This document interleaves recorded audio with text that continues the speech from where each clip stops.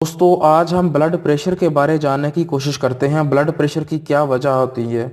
दोस्तों सबसे पहले ये जो डायग्राम्स बनाई गई है ये एक ब्लड वेसल्स बनाई गई है और ये जो इसके नीचे बनाया गया है ये हमारी किडनी की एक छोटी सी वेसल्स बनाई गई है।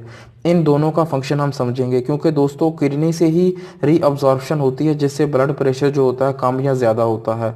इन दोनों का कॉम्बिनेशन हम समझ लेते हैं। दोस्तों सबसे पहले हम देखते हैं नॉर्मल ऑस्मोलैलिटी क्या होती है जब सोडियम कंसंट्रेशन नॉर्मल होता है।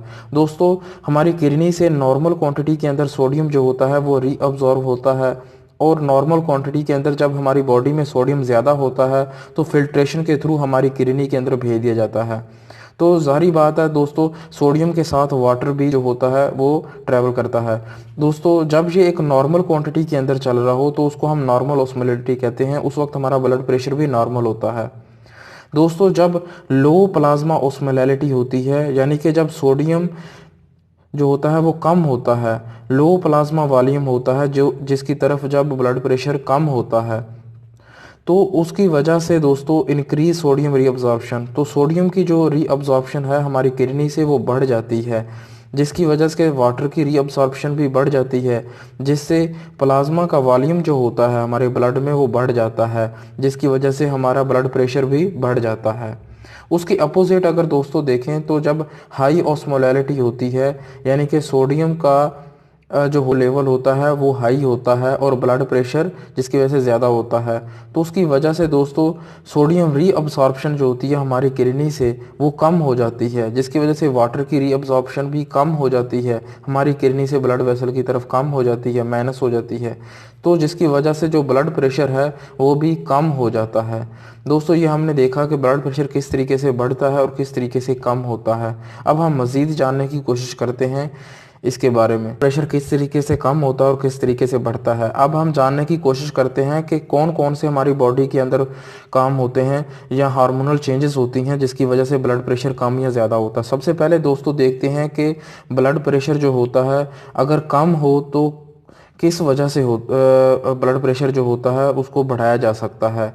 दोस्तों सबसे पहले हम देखते हैं कि हमारा ये एक फंक्शनल डायग्राम बनाई गई है। ये हमारा ब्रेन बनाया गया है, स्पाइनल कॉर्ड बनाया गया है। हमारे ब्रेन में दोस्तों हाइपोथैलेमस होता है, एक ऑर्गन होता है। दोस्तों ये हाइपोथैलेमस जो होता है इसके नीचे बिल्कुल पिट्यूटरी ग्लैंड होता है। ये पिट्यूटरी ग्लैंड बनाया गया है दोस्तों, ये इंटीरियर है और ये पोस्टीरियर पिट्यूटरी ग्लैंड बनाया गया है। दोस्तों होता यह है जब ब्लड प्रेशर कम होता है ओस्मोलैलिटी की वजह से, जो हमने ऊपर पढ़ा भी है, जब ओस्मोलैलिटी की वजह से सोडियम ओस्मोलैलिटी की वजह से ब्लड प्रेशर जब कम होता है तो पोस्टीरियर जो पिट्यूटरी ग्लैंड होता है वहाँ से एंटी डाययूरेटिक हार्मोन जो होता है वो रिलीज होता है। ये हार्मोन जो होता है हमारी किडनी के अंदर जो कलेक्टिंग डक्ट होती है उसके ऊपर एक्ट करता है जिसकी वजह से वाटर की जो होता है रीअब्जॉर्प्शन होती है हमारी ब्लड वेसल्स में जिसकी वजह से ब्लड प्रेशर बढ़ जाता है। दोस्तों ये एक किडनी बनाई गई है। किडनी के अंदर जानते हैं हम मिलियन में नेफ्रॉन होते हैं।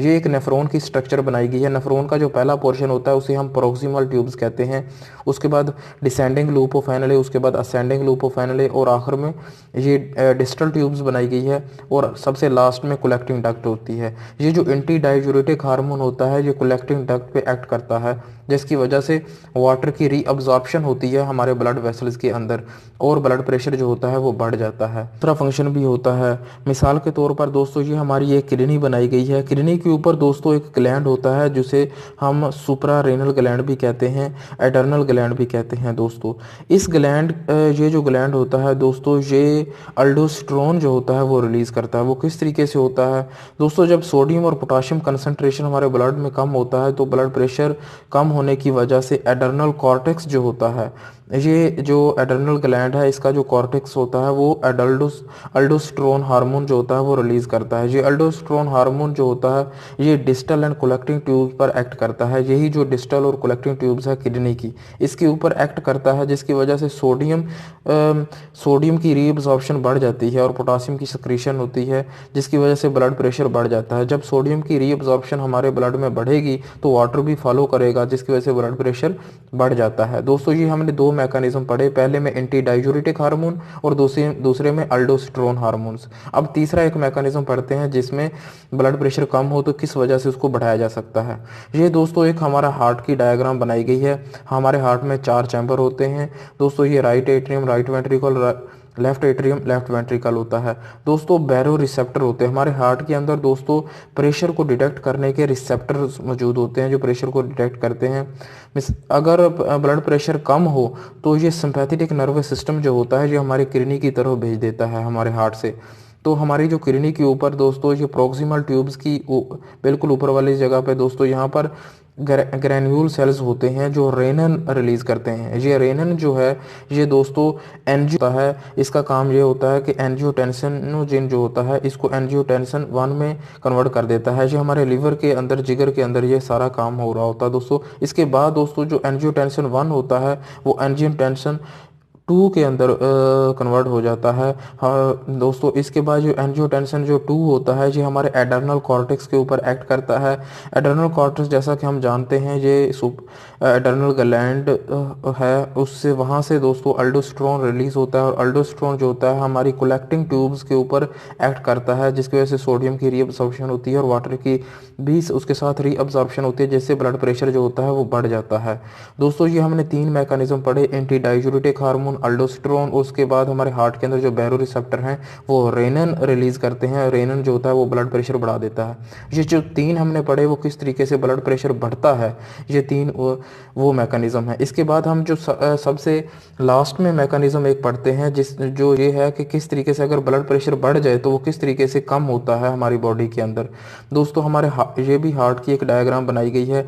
इसके अंदर दोस्तों अगर हाइपर वॉल्यूम है तो अगर ब्लड प्रेशर ज़्यादा है तो जो हार्ट होता है ये डिस्टेंशन करता है, जिससे एंजियोटेंसिन जो होता है 2 रिलीज होता है जो स्टिमुलेट करता है आर्टेरियल मायोसाइट्स को। ये आर्टेरियल जो मायोसाइट्स होते हैं ये आर्टेरियल नाइट्रोजूरेटिक पेप्टाइड जो होते हैं उनको रिलीज करते हैं। इनका जो फंक्शन होता है 2 तरह के ये फंक्शन करते हैं।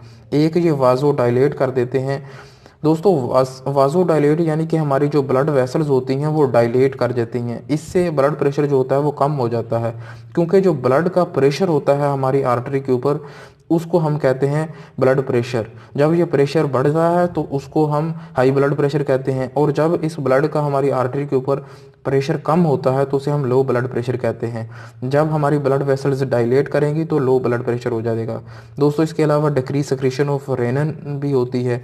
ये जो रेनन है ये कम बनता है, जिसकी वजह से ये सारा प्रोसेस नहीं होगा और अल्डोस्टेरोन रिलीज नहीं होगा, जिसकी वजह से ब्लड प्रेशर नहीं बढ़ पाता और ब्लड प्रेशर कम हो जाता है। इसके अलावा दोस्तों हम जानने की कोशिश करते हैं, इसके अलावा दोस्तों हम चंद ये स्टेप्स जानने की कोशिश करते हैं। एक होता है मीन आर्टेरियल प्रेशर्स जो 100 है। इसके अलावा मीन सिस्टेमिक प्रेशर होता है जो 65 होता है। दोस्तों ये अगर हम जाने, ये एक स्टार शेप बनाया गया है समझाने के लिए। इसमें ये दिखाया गया कि अगर हमारा ब्लड प्रेशर बढ़ जाता है तो किस ऑर्गन को ये ज़्यादा इफेक्ट करता है। हमारे हार्ट को इफेक्ट करेगा, हमारे ब्लड वेसल्स को इफेक्ट करेगा, हमारे आँख के ऊपर इफेक्ट करेगा, हमारे किडनी या गुर्दों के ऊपर इफेक्ट करता है ब्लड प्रेशर। इसके अलावा दोस्तों हमारे ब्रेन के ऊपर भी इफेक्ट करता है। ये 5 जो ऑर्गन होते हैं ब्लड प्रेशर बढ़ने की वजह से हमारे ऑर्गन के ऊपर इफेक्ट करता है। दोस्तों ब्लड प्रेशर जो नॉर्मल होता है वो 120/80 होता है। 120 blood pressure systolic blood pressure होता है और 80 जो होता है वो डायसिस्टोलिक ब्लड प्रेशर होता है। दोस्तों systolic blood pressure cardiac output के ऊपर डिपेंड करता है और जो डायसिस्टोलिक ब्लड प्रेशर होता है वो टोटल पेरिफेरल रेजिस्टेंस के ऊपर इफेक्ट करता है। दोस्तों कौन कौन सी वजह होती है जो ब्लड प्रेशर हो जाता है। सबसे पहले अगर हम जाने तो दोस्तों टेंशन की वजह है वो अभी तक मालूम नहीं है, लेकिन उसकी बहुत सारी वजह हो सकती हैं। नंबर 1 होता है वो सिस्टमिक सिंपैथेटिक नर्वस सिस्टम जो होता है वो ज़्यादा जब काम करना शुरू कर देता है। नंबर 2 पर जब रेनन रिलीज होना शुरू कर देता है। नंबर 3 पर जब डेफिशिएंसी हो जाती है, प्रॉब्लम हो जाता है डाययूरेसिस के अंदर। नंबर 4 पर दोस्तों इंट्रा जब सोडियम और कैल्शियम लेवल का जब बढ़ जाता है इंट्रा वेसल्स के अंदर।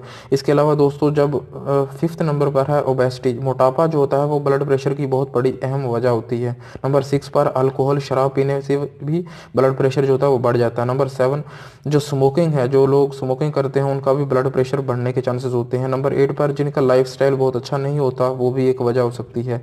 नंबर 7 पर पॉलीथर्मिया, जिसे हीमोग्लोबिन जो होता है अगर 18 ग्राम पर डेसीलीटर से ज़्यादा बढ़ जाती है तो भी ब्लड प्रेशर बढ़ने के चांसेस होते हैं। इसके अलावा दोस्तों लो पोटाशियम इनटेक, पोटाशियम जब कम खाने की वजह से भी ब्लड प्रेशर जो होता है वो बढ़ सकता है। ये सारा दोस्तों प्राइमरी हाइपरटेंशन है। जो सेकेंडरी हाइपरटेंशन है ये दोस्तों किसी बीमारी की वजह से, किसी दूसरे ऑर्गन के खराब होने की वजह से सेकेंडरी हाइपरटेंशन भी हो सकता है। जब रेनल वास्कुलर जब हमारी किडनी के अंदर कोई प्रॉब्लम होता है तब ये सेकेंडरी हाइपरटेंशन हो सकता है। इसके अलावा एंडोक्राइन, जब हमारे हार्मोन के अंदर कोई प्रॉब्लम होती है, एबनॉर्मेलिटी होती है तब हो सकता है। नंबर 3 पर कार्डियोवास्कुलर, जब हमारे हार्ट के अंदर कोई प्रॉब्लम होती है। इसके अलावा न्यूरोलॉजिकल अगर प्रॉब्लम हो तो तब सेकेंडरी हाइपरटेंशन हो सकता है। दोस्तों हाइपरटेंशन एक बहुत ही सीरियस है और ये बीमारियों की जड़ मानी जाती है। तो दोस्तों इसका इलाज करना बहुत ज़्यादा ज़रूरी है। अपना ख्याल रखें। शुक्रिया।